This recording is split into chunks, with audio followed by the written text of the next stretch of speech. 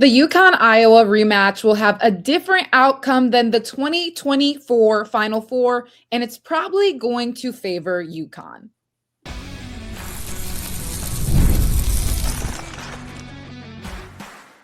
You are Locked On Women's Basketball, your daily podcast on women's basketball. Part of the Locked On Podcast Network, your team every day.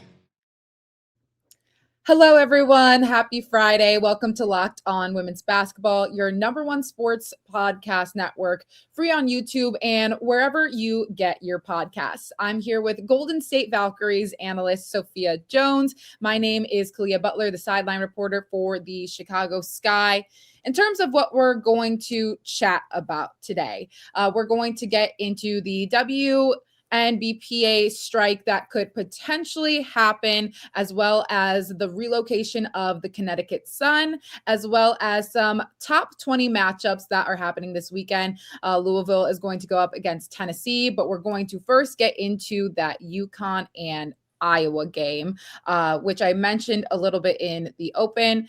The number 1 ranked Huskies are going to face number 11 ranked Iowa Saturday afternoon in the Women's Championships Classic at Barclays Center in Brooklyn. Now, this matchup is not only a rematch of the 2024 Final Four between the Huskies and Hawkeyes, but it's also probably going to be UConn's last game against a top 12 ranked opponent this season before they head into conference play within the Big East.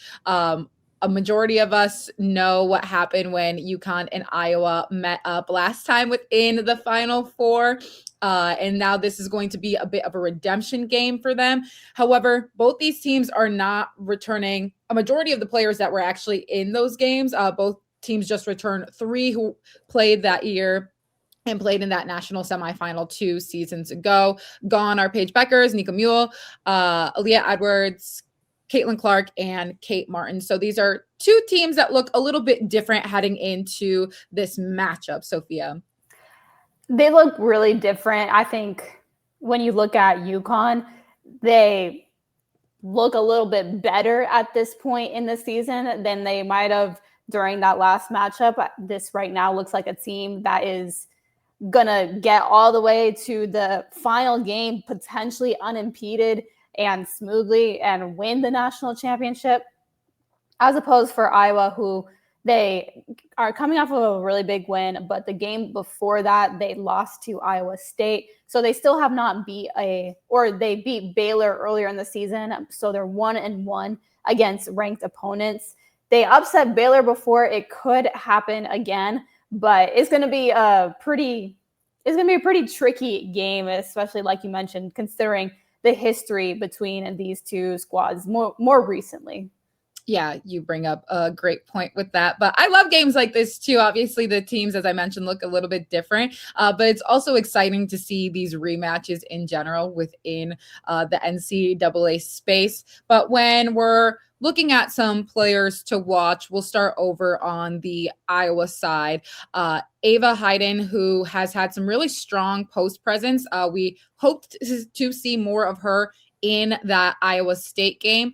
However, she did get into some foul trouble, which is something that she's going to have to be very aware of again today. Likely going to have a matchup against Sarah Strong, who can be very tricky down low. But Ava is averaging 15 points per game, 7 rebounds per game. Hannah Stuelke's in that conversation too when you're thinking of that front court scoring, 13 points per game, 8 rebounds per game. But also want to highlight Chit Chat Wright, who has been able to come back and play for the Hawkeyes after being a little bit questionable towards the beginning of the season. But she impressed me the most when seeing that Iowa State game because you can tell that she is a true facilitator, but she also had a really great perimeter shot. And I think I was saying just during the game, she is small, but she is mighty, and she has zero fear trying to go ahead and get a bucket. Definitely. She was their main playmaker during that game. And I think we'll see a lot of that same against UConn, because when you look at the front court players of Iowa between Heiden and Stuelke, they'll directly be going up against UConn's backcourt that will most likely make up the Sarah Strong and Sarah Williams. could be really tricky because UConn's that front court is really, really good. And you bring up the foul trouble that both of those players, Heiden and Stuelke, got into having and taking turns guarding Artie Crooks. So they're going to need to make sure that they're playing honestly. And it'll be interesting. I would think that Stuelke would probably have the matchup more against Sarah Strong because Sarah and Stuelke are a bit more mobile and Sarah will stretch it out. Stuelke is someone that when Sarah gets the rebound and tries to push full court, she can stay with her, apply a little bit of pressure. But like I said, if you have those front courts counteracting each other, a lot of it is going to come down to what Chit Chat Wright is going to be able to do. She operates really well off of ball screens and just getting downhill, being that playmaker. You talk about her perimeter scoring as well. So she's going to have a big task on her shoulders, especially also if you consider who will be matched up against her. I would think it would be a KK Arnold or even Azzi Fudd, who those are really tough defenders. Yeah, Iowa has a balanced scoring approach in general, rely definitely heavily on that inside-outside game. So I think there can be a lot of contributors for them. They're going to have to be careful on the defensive end. We did see them get into that foul trouble against Iowa State, and UConn is going to be an opponent that you're going to need all the strength you possibly can against them. But speaking of UConn, obviously some of the top players, which I probably don't even really need to mention, but we're going to go over it anyway. Azzi Fudd leading the team with 18 points per game, 3 rebounds, 3 assists, but she is also shooting 50% from the field, 53% from 3, and 100% from the free throw line. We mentioned it before that she was at that 50-50-100 mark. We've mentioned how difficult it is for players to even just reach a 40-40-90. The fact that she's at this level and has stayed consistent through the beginning of the season is outrageous. And she stayed consistent in putting up these numbers against some really solid opponents. I mean, UConn, they've played USC, Louisville, so they've taken these tests and she has really excelled in those matchups. So you love that she's doing it at that consistent rate.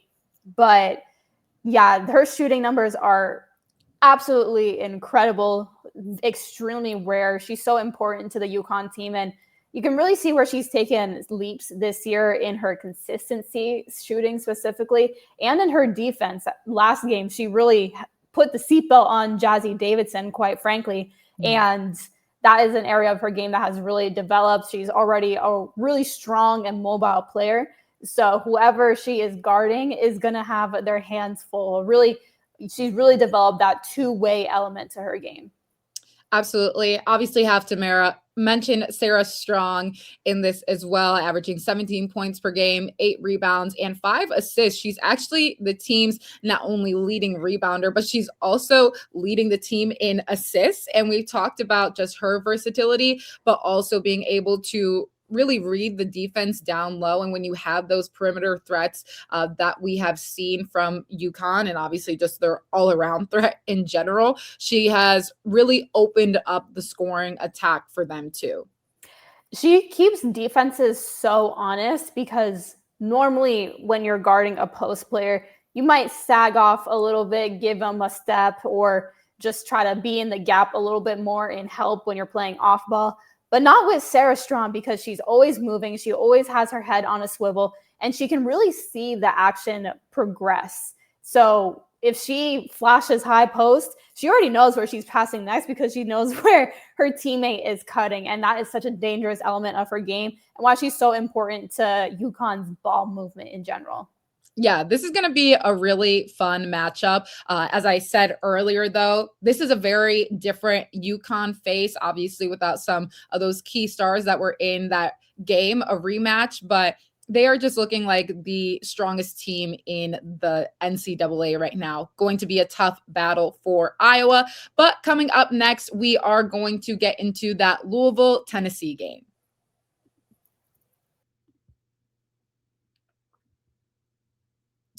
The season's heating up, and DoorDash has a way to keep fans in their bag the whole way through. Whether you're watching the highlights, the tunnel fits, or just your favorite player, DoorDash makes the entire season more fun because every player has their bag. With DoorDash, fans have one too. DoorDash keeps your snacks stocked, your gear fresh, and your watch party vibes absolutely on point. There are nights where your team stresses you out. Let DoorDash become your post-game therapy. Sometimes you just need dessert now. From tip-off to overtime, stay in your bag and order on DoorDash. Get snacks, drinks, gear, whatever gets you through the season, delivered right to your door. DoorDash, in your bag all season long.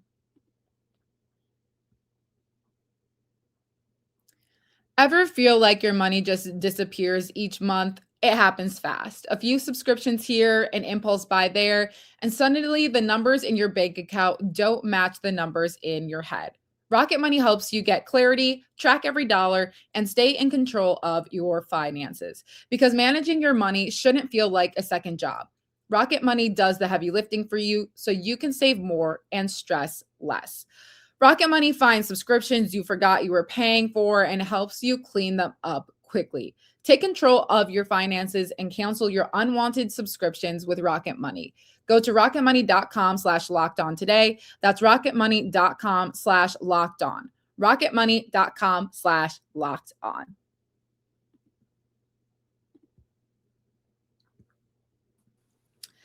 Okay, a matchup between two teams that are sitting right next to each other in the rankings. Number 16, Louisville, going up against number 17, Tennessee.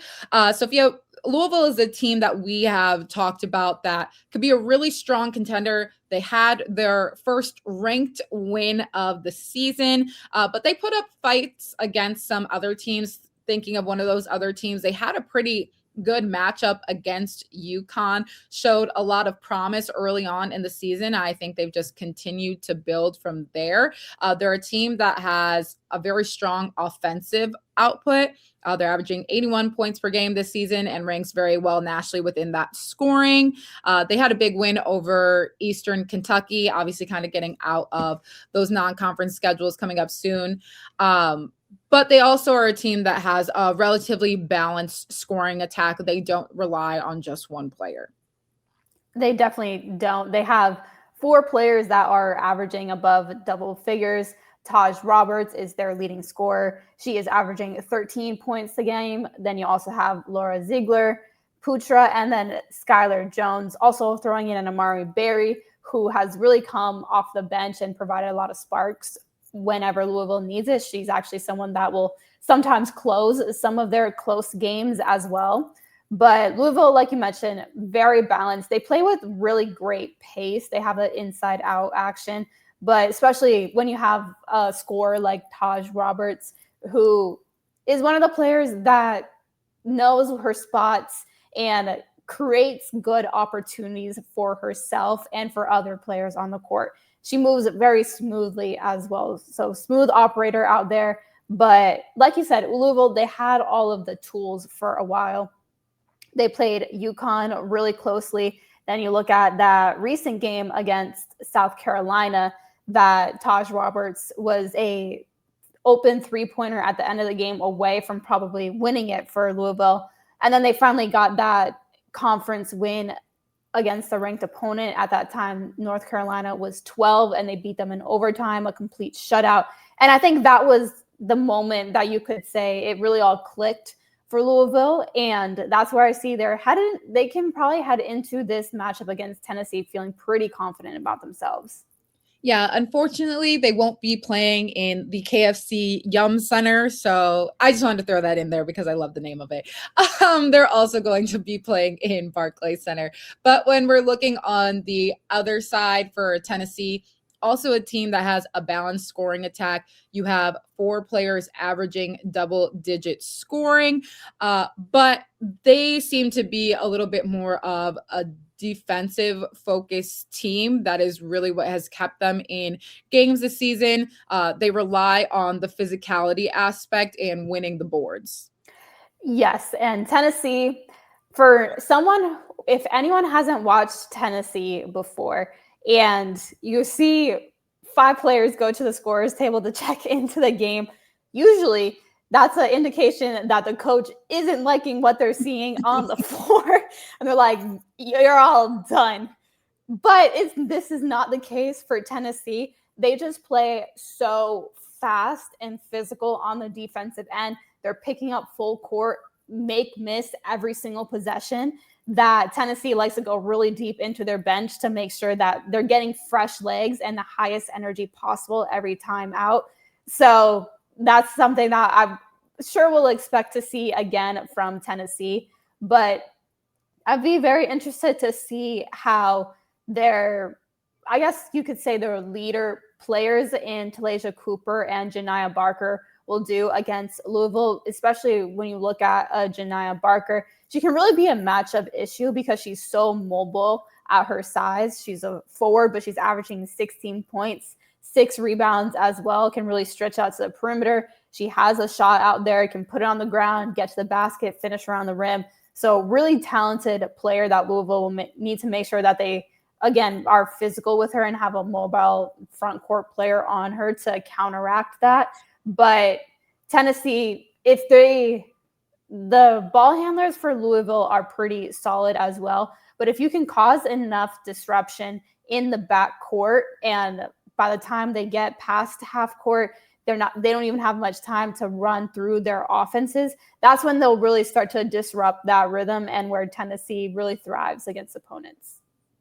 So I know we've touched on it a little bit on each side, but if you could list 3 keys to the game, we'll start with Louisville. What's going to be their priority going into this matchup? Handling Tennessee's pressure. So when they see that full court and the ball handler is being doubled and they're denying the inbounds pass, they need to have that same level of composure, bring the ball up the court, and just go into their offense.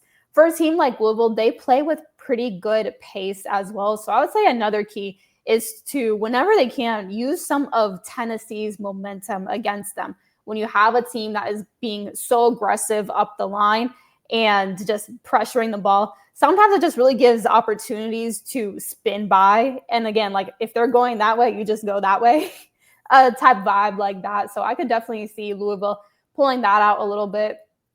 And then just making sure that they are owning, or that they are making their presence known in the paint, because Tennessee, again, you mentioned the rebounding. So that will be a really important thing for them to make sure that they're controlling that aspect. And then for Tennessee, making sure that they keep up that steady defense. They have the home crowd there as well, so they can use that to their advantage, keep that energy thriving. Louisville doesn't play as deep as Tennessee does in their win against North Carolina, which was last week or 5 days ago. They played 8 players, so not incredibly deep, so they could try their best to tire them out, run them out the gym.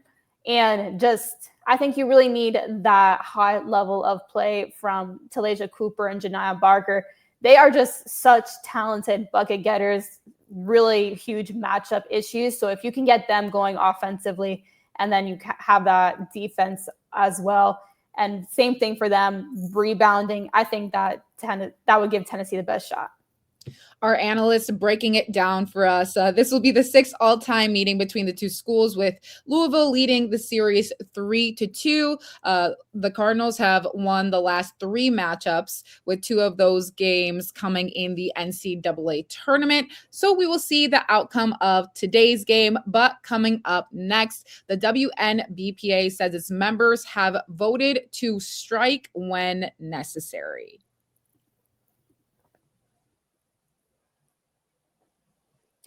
Let's be real. No one starts a business for the joy of calculating tax withholdings or managing payroll spreadsheets. That's where Gusto comes in, to take the stretch out of payroll, benefits, and HR so you can focus on running your business and supporting your team. Gusto is an all-in-one remote-friendly payroll and HR platform that makes managing your team simple, transparent, and fast. Whether you're hiring, onboarding, or paying employees, Gusto helps you do it all from one place without the hassle or hidden fees. Unlimited payroll runs from 1 month price, which means no surprise charges at the end of the month. Try Gusto today at gusto.com/lockedonnba and get 3 months free when you run your first payroll. That's right. 3 months of free payroll at gusto.com/lockedonnba. One more time. That's gusto.com/lockedonnba.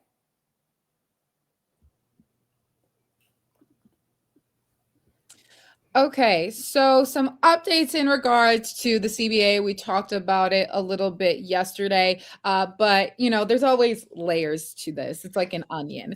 So the WNBPA announced when its members have voted overwhelmingly to authorize a strike, quote, when necessary. This doesn't mean players are walking off the job immediately. It means they have given their union leadership the power to call a strike if the situation in negotiations makes it necessary.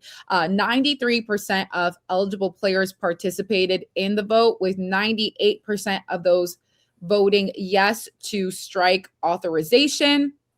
The vote covers future potential strike action, not an immediate work stoppage, which has been a priority of people not knowing that they're not playing now. But if they truly feel like there are no negotiations that can be met on either side, that means they have the right to strike this upcoming season. Essentially, we talked a little bit about NBA Commissioner Adam Silver getting involved in negotiations now. He said he felt confident that there are some extensions added.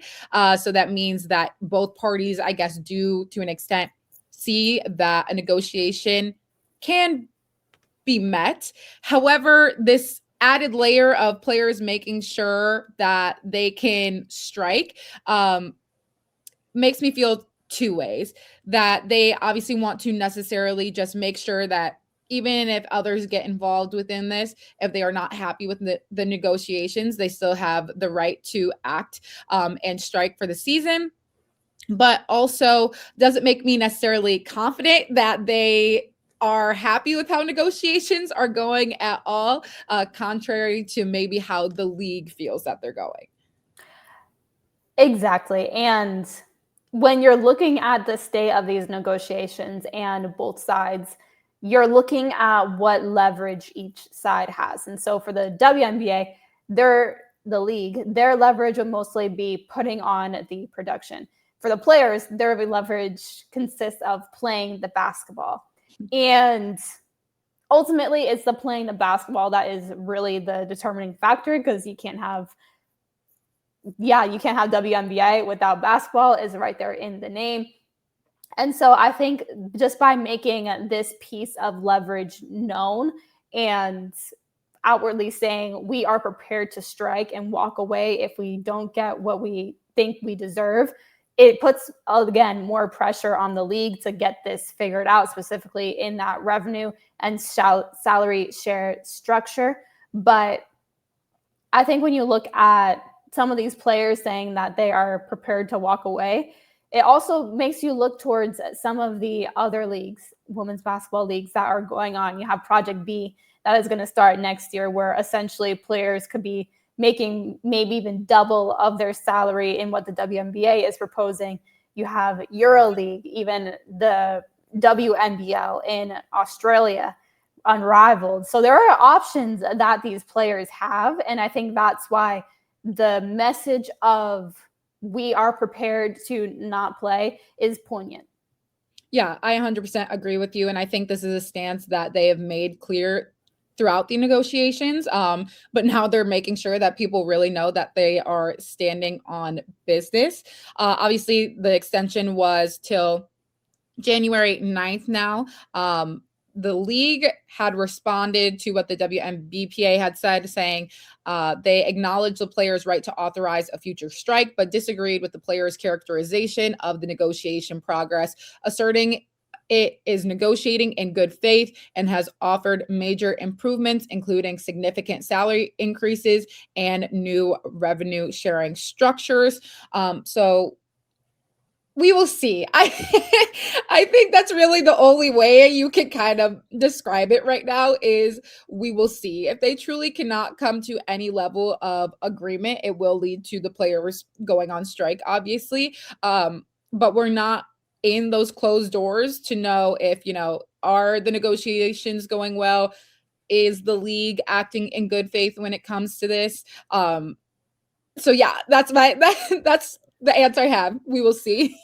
Yeah, and the term good faith has been thrown around quite a lot actually within these negotiations. So it makes you wonder which side has grounding to make that accusation. But I think I said at the beginning of the week, or maybe I just thought it, but if things weren't going to transpire this week in the CBA negotiations, I wouldn't be surprised if we still don't have to wait until the new year, because next week we're getting into some of the holidays, and I don't know if players and leagues really want to go through some of these talks when they're trying to enjoy that part. So it could be, I wouldn't be surprised if it's still a little bit of a wait before we find out what is going to happen with this new CBA. Absolutely. But just some more updates within WNBA news. The Rockets owners expand to talk about moving the Connecticut Sun. So the Houston Rockets ownership is in talks with the Connecticut Sun over potential purchase and relocation of the Connecticut Sun. I think we had seen a little bit earlier in this season that they were trying to move the team to Boston, but basically that wasn't discussed with enough people. we'll say it as that. Was not discussed with enough people for that to actually happen. There was some chats earlier on in the season as well about the team getting moved to Houston, but now it seems like they've made a little bit more progress when it comes to that. Yeah, and you talk about the potential move to Boston. So Sun ownership in July reached a deal to sell the team for $325 million to a group led by former Celtics minority owner. But the WNBA essentially shut that deal down. But the WNBA has also been extremely vocal on wanting an expansion team in Houston. It was a little bit of a surprise when they weren't on the list in the recent cities that got expansion teams. So I think that the league is happy about this progression, but it does come at an unfortunate cost because the Mohegan Sun tribe have really done the Sun a lot of justice up there in Connecticut, a state that has a ton of basketball history. I mean, we opened with the Yukon Huskies, of course, but at the same time, you look at the Houston comments and how historical of a basketball city Houston is, and you have to understand why they would want that market also. Yeah, I 100% agree with you. I know when I was playing elementary school basketball, my team was the Houston Comets. I also was the New York Liberty. So I'm all in for Houston getting a team once again. But that'll do it for us this week on Locked On Women's Basketball. Thank you guys so much for tuning in. We will see you again on Monday. Enjoy the weekend, and we'll see you then.